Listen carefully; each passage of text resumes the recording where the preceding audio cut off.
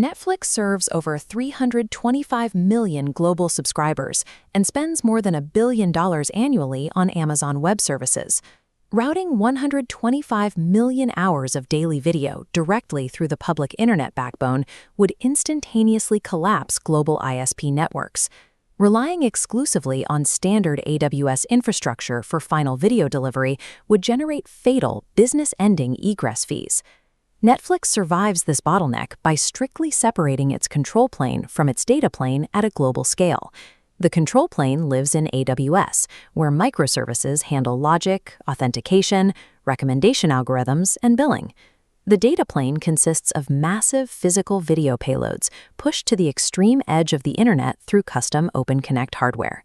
We can map this architecture by tracing the technical lifecycle of a single video stream, from initial ingest through parallel processing to edge delivery and load shedding.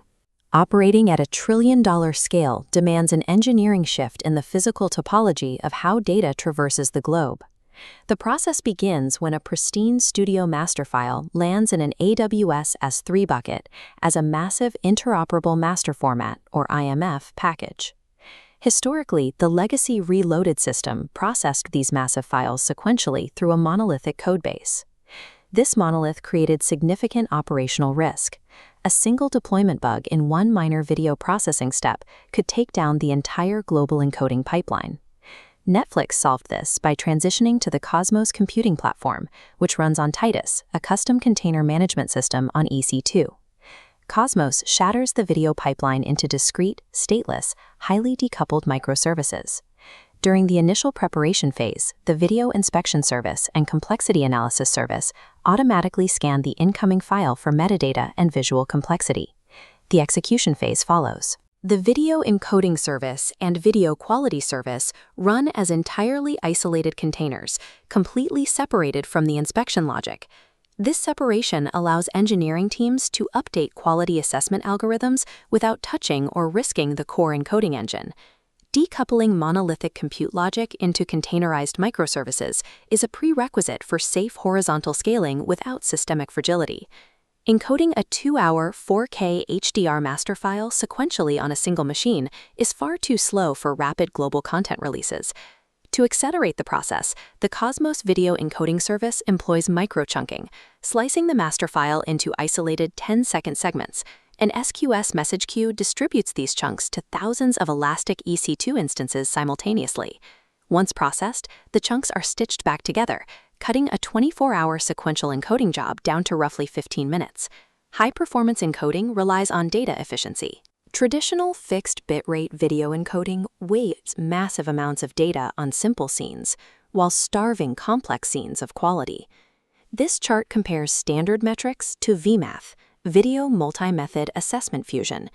Netflix developed this perceptual metric to measure perceived visual fidelity rather than raw pixel data. The VMAF model analyzes each title's visual complexity to build a customized bitrate ladder, a strategy known as per-title encoding. Under this model, action movies receive dynamic high bitrates to prevent blocking, while flat animation achieves visual quality at a fraction of the data size. At scale, this per-title optimization saves petabytes of physical storage and reduces downstream streaming bandwidth. Treating video quality as a quantifiable metric allows engineers to decouple visual perfection from brute force data volume. Optimized video chunks sit in central AWS S3 buckets, but streaming them directly to global users would still trigger the backbone congestion paradox. Netflix bypasses the congested public internet using Open Connect appliances, or OCAs, massive proprietary physical storage servers completely built in-house. These appliances are installed directly inside regional ISP data centers globally, reaching from Tier 1 cities to the Amazon rainforest. During off-peak hours, Netflix pushes newly encoded video files from centralized AWS storage to these localized OCAs. By morning, the heavy video files are physically sitting just miles away from viewers before they ever hit play. When a user hits play, the AWS control plane determines which local OCA holds the file and has the optimal network path. The video streams directly from the local ISP's appliance to the user's TV, eliminating transit across the global internet backbone. Moving the data plane physically closer to the user transforms a global networking problem into a localized edge caching solution. Anticipated global series releases trigger instantaneous system-crushing traffic spikes. This load graph shows why reactive EC2 autoscaling is too slow to spin up capacity for an instantaneous surge. Netflix manages this through a resilience framework. The success buffer is the baseline capacity required to handle normal load without latency degradation. Above that is the failure buffer, overhead capacity provisioned specifically to gracefully reject excess requests and prevent system collapse. Legacy systems used to drop all traffic indiscriminately during an overload, resulting in equal opportunity shedding.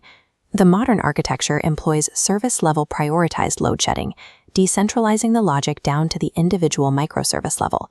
Every incoming request is tagged with headers denoting its importance to the immediate user experience. Low-priority requests include background app prefetches or routine analytics pings, while actively hitting play is high priority. When a specific service node reaches critical CPU utilization, it dynamically begins dropping the low-priority packets. Dropping background tasks frees up CPU cycles to ensure the active playback request succeeds. During an overload, the system commands client devices to halt retries for low-priority tasks, preventing a thundering herd amplification loop. True reliability at a global scale involves engineering systems to intentionally and gracefully degrade non-critical functions to protect the core user experience. Successfully processing and delivering a trillion-dollar catalog requires isolating workloads at every stage of the pipeline. Micro-chunking and stateless parallelism within Cosmos neutralize media encoding bottlenecks. Pushing physical video payloads to the Open Connect edge prevents global network saturation. Granular, priority-based load shedding prevents server failure during traffic spikes. Scaling a globally distributed system depends on these architectural shifts in processing, delivery, and load management. You achieve ultimate scale by decoupling bottlenecks, quantifying quality, and architecting for graceful degradation when